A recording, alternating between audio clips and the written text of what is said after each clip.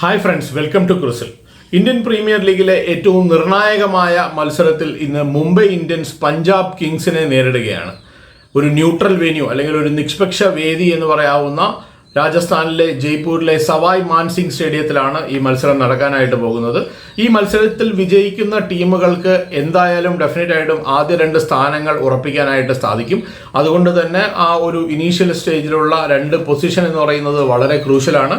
ആ 2 പൊസിഷനിൽ എത്തുന്ന ടീമുകൾക്ക് ആദ്യം തന്നെ ഒരു ക്വാളിഫയർ മത്സരം കളിക്കാനുള്ള അവസരമുണ്ടായിരിക്കും. ആ മത്സരത്തിൽ ജയിക്കുന്ന ടീം നേരെ ഫൈനലിലേക്ക് പോവുകയും തോൽക്കുന്ന ടീം അവിടെ തന്നെ നിൽക്കുകയും രണ്ടാമത്തെ ഒരു എലിമിനേറ്റർ, അതായത് 3ാമത്തെയും 4ാമത്തെയും സ്ഥാനക്കാർ തമ്മിലുള്ള മത്സരത്തിൽ ജയിക്കുന്നവരുമായിട്ട് ഒരു മത്സരം കൂടെ കളിക്കാനുള്ള അവസരം ഉണ്ടാകും എന്നുള്ളത് കൊണ്ടാണ് ഈ IPLന്റെ ഫിക്സ്ചറിൽ ഈ ആദ്യത്തെ 2 സ്ഥാനം എന്ന് പറയുന്നത് വളരെ പ്രധാനപ്പെട്ടതാകുന്നത്. ശരിക്കും പറഞ്ഞാൽ അത് തന്നെയാണ് ഈ IPLനെ ഏറ്റവും മനോഹരമാക്കുന്നതും. അല്ലെങ്കിൽ നമ്മൾ നോക്കിക്കഴിഞ്ഞാൽ ഇടയ്ക്ക് വെച്ച് നിർത്തിവെച്ചതിന് ശേഷമുള്ള ഇങ്ങോട്ടുള്ള മത്സരങ്ങൾ നോക്കിക്കഴിഞ്ഞാൽ പല ടീമുകളും ഈ ടൂർണമെന്റിൽ നിന്ന് എലിമിനേറ്റ് ചെയ്യപ്പെട്ടിരുന്നു. ഓൾമോസ്റ്റ് 6 ടീമുകൾ എലിമിനേറ്റ് ചെയ്യപ്പെടുകയും ബാക്കിയുള്ള 4 ടീമുകൾ ക്വാളിഫൈ ചെയ്യുകയും ചെയ്തിരുന്നു. ഇങ്ങനെ ഒരു ഫിക്സർ അല്ലായിരുന്നുവെങ്കിൽ ഇതിൻ്റെ ഇടയിൽ വന്ന എല്ലാ മത്സരങ്ങളും തന്നെ ഒട്ടും തന്നെ ഒരു രസംകൊല്ലിയായിട്ടുള്ള മത്സരങ്ങളായിട്ട് മാറേണ്ടതായിരുന്നു. പക്ഷെ അതുണ്ടായില്ല. കഴിഞ്ഞ 4 മത്സരങ്ങളും നമ്മൾ കണ്ടതാണ്. പ്ലേ ഓഫിലേക്ക് യോഗ്യത നേടിയ ടീമുകളെ എലിമിനേറ്റ് ചെയ്യപ്പെട്ട ടീമുകൾ പരാജയപ്പെടുത്തുന്ന ഒരു കാഴ്ചയായിരുന്നു. ഇന്നും അതുപോലെ തന്നെ നിർണായകമായ ഒരു മത്സരമാണ്.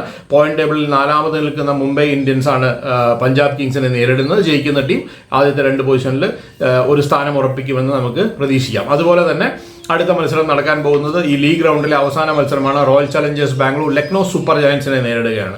അതിൽ ലക്നോ സൂപ്പർ ജയൻസുമായിട്ട് RCBക്ക് ജയിക്കാനായിട്ട് സാധിക്കുകയാണെങ്കിൽ അവരും ഈ ആദ്യ 2 സ്ഥാനങ്ങളിൽ ഒരു പൊസിഷൻ സ്വന്തമാക്കും. അപ്പോൾ ഇന്ന് അതിനൊരു നിർണായകമായ മത്സരമാണ്. ഈ മത്സരം നടക്കാൻ പോകുന്നത് സവായ് മാൻസിംഗ് സ്റ്റേഡിയത്തിലാണെന്ന് ഞാൻ പറഞ്ഞു. നല്ല ഒരു ബാറ്റിംഗ് ട്രാക്കാണ് സവായ് മാൻസിംഗ് സ്റ്റേഡിയത്തിൽ. നല്ലപോലെ റൺസ് വരുന്ന ഒരു പിച്ചാണ്.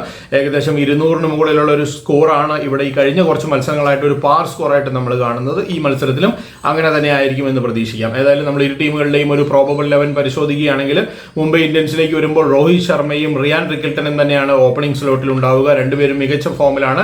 നല്ല പ്രകടനങ്ങൾ കാഴ്ചവെക്കാനായിട്ട് രണ്ടുപേർക്കും സാധിക്കുന്നുണ്ട്. നമ്പർ 3 പൊസിഷനിൽ വിൽ ജാക്സ് ആണ്. വിൽ ജാക്സ് അദ്ദേഹത്തിന്റെ ഫോമിന്റെ ഏറ്റവും മികച്ച ഒരു രീതിയിലേക്ക് ബാറ്റിംഗിൽ എത്തിയിട്ടില്ല. പക്ഷേ ബൗളിംഗിൽ നല്ല പ്രകടനങ്ങൾ കാഴ്ചവെക്കാൻ വിൽ ജാക്സിന് സാധിക്കുന്നു എന്നുള്ളതാണ്. നമ്പർ 4 പൊസിഷനിലാണ് അവരുടെ ഏറ്റവും പ്രധാനപ്പെട്ട ബാറ്ററായിട്ടുള്ള സൂര്യകുമാർ യാദവ് ഉള്ളത്. എല്ലാ മത്സരങ്ങളിലും നല്ല പ്രകടനങ്ങളാണ്. ആ ടോട്ടൽ റൺസ് നേടി ഏറ്റവും അധികം റൺസ് നേടിയ ഈ IPL താരങ്ങളുടെ ലിസ്റ്റ് എടുക്കുകയാണ്. അതിൽ 5 പേരിൽ ഒരാൾ സൂര്യകുമാർ യാദവ് ആണ്. ഇനി നമ്പർ 5 പൊസിഷനിൽ തിലക് വർമ്മയാണ്. അദ്ദേഹത്തിന് വലിയ പ്രകടനങ്ങൾ കാഴ്ചവെക്കാനായിട്ട് സാധിച്ചിട്ടില്ല. കഴിഞ്ഞ മത്സരത്തിൽ സ്ട്രൈക്ക് ഒരു സ്ലോ ആയിട്ടുള്ള പിച്ചിൽ സ്ട്രൈക്ക് റൊട്ടേറ്റ് ചെയ്ത് കളിക്കാനായിട്ട് തിലക് വർമ്മയ്ക്ക് സാധിക്കുന്നുണ്ടായിരുന്നു. നമ്പർ 6 പൊസിഷനിൽ അവരുടെ ക്യാപ്റ്റനായിട്ടുള്ള ഹാർദിക് പാണ്ഡ്യയാണ്. ബോൾ കൊണ്ടും ബാറ്റ് കൊണ്ടും മികച്ച പ്രകടനങ്ങൾ കാഴ്ചവെക്കുന്നു. നമ്പർ 7 പൊസിഷനിൽ നമൻദീർ ആണ്. നമൻദീറിന്റെ ഒരു ടോപ്പ് ക്ലാസ് ഇന്നിങ്സ് നമ്മൾ കഴിഞ്ഞ മത്സരത്തിൽ കണ്ടിരുന്നു. അദ്ദേഹത്തിന്റെ ഒരു ബാറ്റിങ്ങിന്റെ ഒരു ശൈലി എന്ന് പറയുന്നത് തന്നെ എല്ലാ ബോളുകളും മിഡിൽ ചെയ്ത് കളിക്കുന്ന ഒരു ബാറ്ററാണ് അദ്ദേഹം. അതായത് ആ ബാറ്റിന്റെ ഏറ്റവും സ്വീറ്റ് ആയിട്ടുള്ള ഒരു പോർഷൻ ഉണ്ട്, സ്വീറ്റ് പാർട്ട് എന്നാണ് അതിന് പറയുക. അവിടെയാണ് ആ ബോളുകൾ അദ്ദേഹം കണക്ട് ചെയ്യുന്നത്. അതുകൊണ്ടാണ് വളരെ അനായാസമായി സിക്സറുകളും ബൗണ്ടറികളും നേടാനായിട്ട് നമൻദീറിന് സാധിക്കുന്നത്. നമ്പർ 8 പൊസിഷനിൽ മിച്ചൽ സാൻഡലർ. കഴിഞ്ഞ മത്സരത്തിൽ ഒരു സ്ലോ ആയിട്ടുള്ള പിച്ചിൽ അദ്ദേഹത്തിന്റെ ബൗളിംഗ് മനോഹരമായിരുന്നു എന്ന് നമ്മൾ എടുത്തു പറഞ്ഞതാണ്. നമ്പർ 9 പൊസിഷനിൽ സ്വിംഗ് ബൗളറായിട്ടുള്ള ദീപക് ചഹറാണ്. ദീപക് ചഹർ ഇനീഷ്യൽ സ്റ്റേജിൽ തന്നെ മുംബൈക്ക് വിക്കറ്റ് നേടിക്കൊടുക്കുന്ന ഒരു ബൗളറാണ്. നമ്പർ 10 പൊസിഷനിൽ കരൺ ശർമ്മയാണ്. കരൺ ശർമ്മയും അതുപോലെ തന്നെ കഴിഞ്ഞ മത്സരത്തിൽ ഒരു നല്ല ബൗളിംഗ് പ്രകടനം കാഴ്ചവെച്ചിട്ടുള്ള നല്ലൊരു ലെഗ് സ്പിന്നറാണെന്ന് നമുക്കറിയാം. നമ്പർ 11 പൊസിഷനിലാണ് ജസ്പ്രീത് ബുംറ. അവരുടെ ഏറ്റവും പ്രധാനപ്പെട്ട ബൗളർമാരിൽ ഒരാളാണ് ജസ്പ്രീത് ബുംറ. ജസ്പ്രീത് ബുംറയാണ് ഒരേ തലത്തിൽ നിൽക്കുന്ന 2 ടീമുകൾ തമ്മിൽ മത്സരിക്കുമ്പോൾ ഒരു ടീമിനെ വ്യത്യസ്തമാക്കുന്നത് ജസ്പ്രീത് ബുംറയുടെ പ്രസൻസ് ആണ്. അത് മുംബൈ ഇന്ത്യൻസ് ആണെങ്കിലും ഇന്ത്യ ആണെങ്കിലും ഒരേ ശക്തിയുള്ള 2 ടീമുകൾ തമ്മിൽ മത്സരിക്കുമ്പോൾ അതിലൊരു പ്രധാനപ്പെട്ട വ്യത്യാസം ഉണ്ടാക്കുന്ന ഒരു താരം എന്ന് പറയുന്നത് ജസ്പ്രീത് ബുംറയാണെന്ന് പറയാതിരിക്കാനാവില്ല. ഇനി അവരുടെ ഒരു ഇമ്പാക്ട് സബായിട്ട് ട്രെന്റ് ബോൾട്ടനെയായിട്ടും ആയിരിക്കും അവർ ഉപയോഗിക്കാൻ പോകുന്നതെന്നാണ് പ്രതീക്ഷിക്കുന്നത്. ഇനി പഞ്ചാബ് കിങ്സിന്റെ ഒരു നിരയിലേക്ക് വരുമ്പോൾ പ്രഭ് സിമ്രൻ സിംഗും പ്രിയാൻഷ് ആര്യയും ആയിരിക്കും ഓപ്പണിംഗ് സ്ലോട്ടിൽ ഉണ്ടാവുക. രണ്ടുപേരും മികച്ച ഫോമിലാണ്. ഒരാൾ എല്ലാ മത്സരത്തിലും റൺസ് കണ്ടെത്തുന്നു എന്നുള്ള പ്രത്യേകതയുണ്ട്. നമ്പർ 3 പൊസിഷനിലേക്ക് വരുമ്പോൾ ശ്രേയസ് അയ്യറാണ്. ഏറ്റവും മികച്ച പ്രകടനം അദ്ദേഹം കാഴ്ചവെച്ചുകൊണ്ടിരിക്കുന്നു.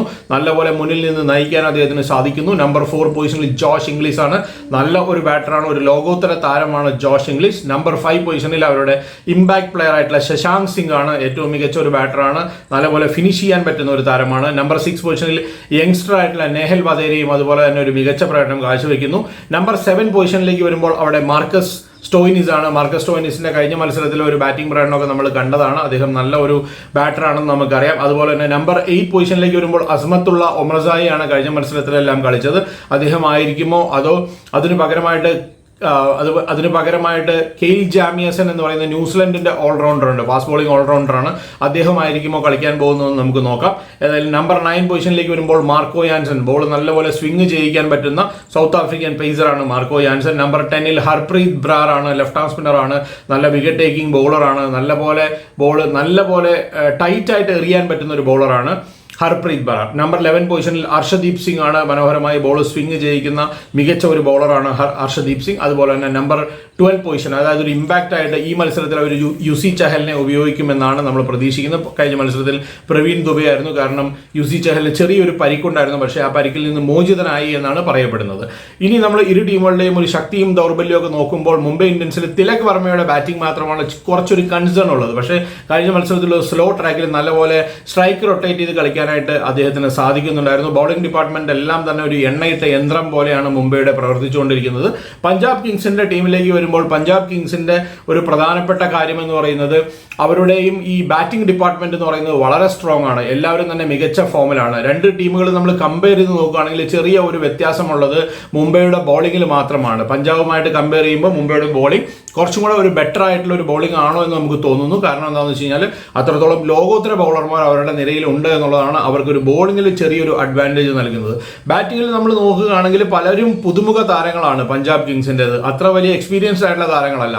ഇപ്പോൾ എക്സാമ്പിൾ പറയുകയാണെങ്കിൽ പ്രഭ് സിമ്രൻ സിംഗ്, പ്രിയാൻഷ് ആര്യ, നെഹൽ വധേര, ശശാങ്ക് സിംഗ്, ഇവരൊന്നും തന്നെ ഒരുപാട് എക്സ്പീരിയൻസ്ഡ് ആയിട്ടുള്ള താരങ്ങളല്ലെങ്കിൽ തന്നെ എല്ലാവരും മികച്ച ഫോമിലാണ് എന്നുള്ളത് മുംബൈയുടെ ബാറ്റിങ്ങുമായിട്ട് കിടപിടിക്കുന്ന ഒരു ബാറ്റിംഗ് ആണ് പഞ്ചാബ് കിങ്സിൻ്റെത്. ഒപ്പം തന്നെ അവരുടെ ക്യാപ്റ്റനായിട്ടുള്ള ശ്രേയസ് അയ്യരുടെയും കോച്ചായിട്ടുള്ള റിക്കി പോണ്ടിങ്ങിൻ്റെയും തന്ത്രങ്ങൾ കൂടെ ചേരുമ്പോൾ അവരൊരു ഡേഞ്ചറസ് ആയിട്ടുള്ള ടീമായിട്ട് മാറുകയാണ്. പഞ്ചാബ് കിങ്സിനെ സംബന്ധിച്ചിടത്തോളം 2014 അവസാനമായിട്ട് അവർ IPL പ്ലേ ഓഫ് കളിച്ചിട്ടുള്ളത്.